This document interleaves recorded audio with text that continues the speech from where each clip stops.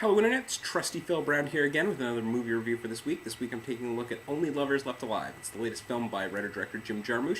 He was of course at the forefront of the 80s independent film movement with movies like Strangers in Paradise and Down by Law.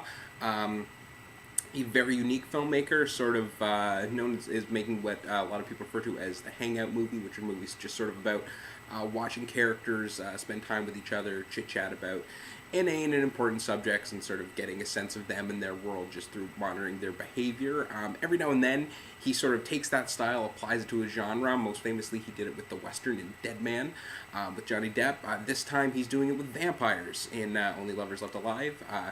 It stars Tom Hiddleston and Tilda Swinton as a pair of longtime vampire lovers who now live on opposite sides of the globe.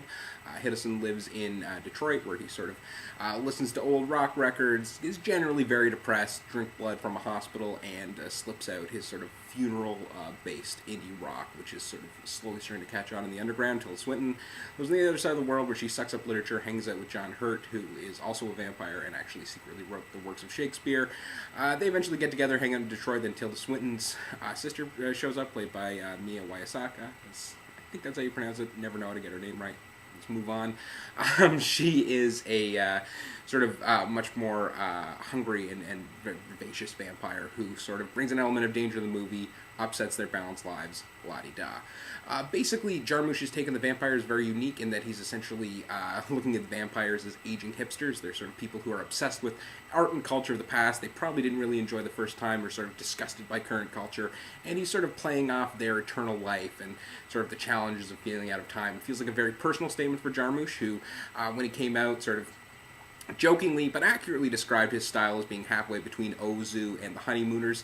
At the time, he was sort of a step in the past and a step in the future in terms of indie film and the style of humor that he was using. Now he sort of feels like a relic, but still a very unique one who has a unique place. What he's done with vampires I find very interesting. If you come to the movie as a horror movie fan, it's probably not the best approach because it is a very slow, lingering film.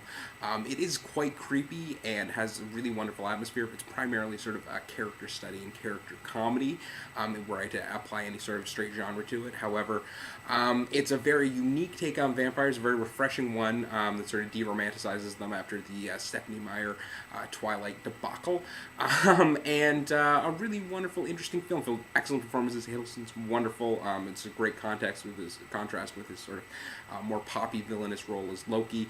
Tilda Swinton specializes in playing Tilda Swinton types. This is one of them. It's wonderful, and yeah, everyone's really strong. It looks very beautiful, and it has a very rich atmosphere and a very interesting take on vampires that I think is very much worth a look.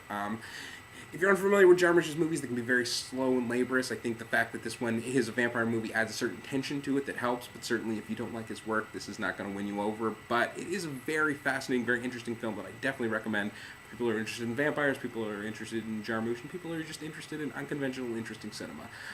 It requires a little bit of work, but is also very entertaining.